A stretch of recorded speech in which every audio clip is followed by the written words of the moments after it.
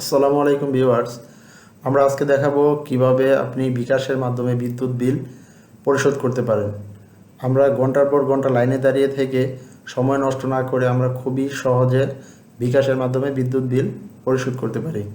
চলুন আমরা মূল ভিডিওতে চলে যাই। তো মূল ভিডিওতে যাওয়ার আগে আপনাদের কাছে রিকোয়েস্ট, আপনারা অবশ্যই আমার চ্যানেলটি সাবস্ক্রাইব করবেন এবং পাশে থাকা বেল আইকনে ক্লিক করে দিবেন, যাতে পরবর্তী ভিডিও আপলোড হওয়ার সাথে সাথে আপনি নোটিফিকেশন পেয়ে যান। এবং আমার ভিডিওটি অবশ্যই লাইক দিবেন এবং শেয়ার দিয়ে সকলকে দেখার সুযোগ করে দিবেন। এখন আমরা দেখাবো কিভাবে বিদ্যুৎ বিল পরিশোধ করবেন। আপনি বিল পে অপশনে চলে যাবেন।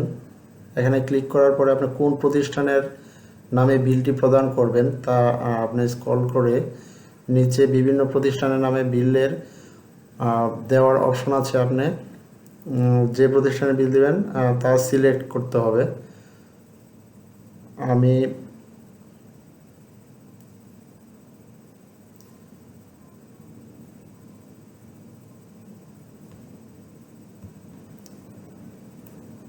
হচ্ছে ডিপিডিসি প্রিপেড বিদ্যুৎ বিল এটা দিব।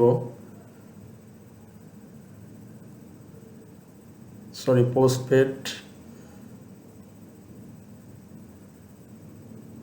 এখানে ক্লিক করব।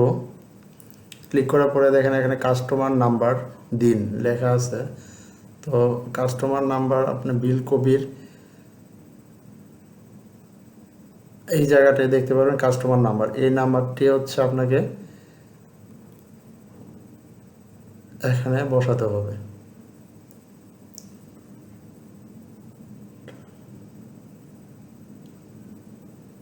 তারপর বিল পে করতে এগিয়ে যান, এখানে ক্লিক করতে হবে। এখন আপনার customer number, customer account name, পরিশোধের শেষ তারিখ, আনপেড স্ট্যাটাস দেখাচ্ছে এবং কত টাকা বিল এটা দেখাচ্ছে। তো এখন আপনি পরের ধাপে যেতে এখানে ক্লিক করতে হবে। এখন পিন নাম্বার দিয়ে দিতে হবে।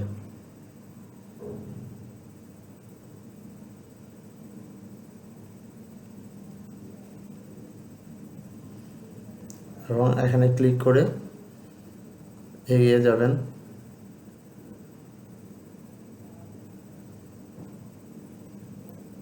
এখন বিল পে করতে ট্যাপ করে ধরে রাখুন। এখানে ধরে ক্লিক করে ধরে রাখতে হবে, তাহলে বিল পরিশোধ হয়ে যাবে।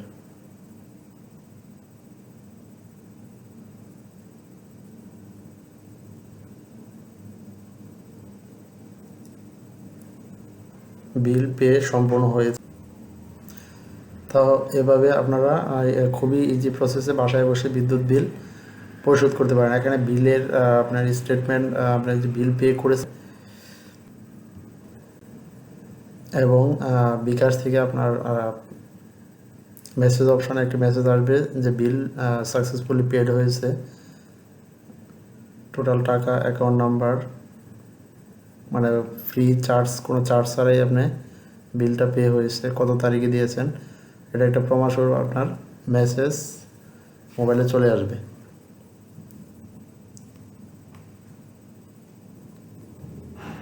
তো ভিউয়ার্স, আজকে এই পর্যন্তই।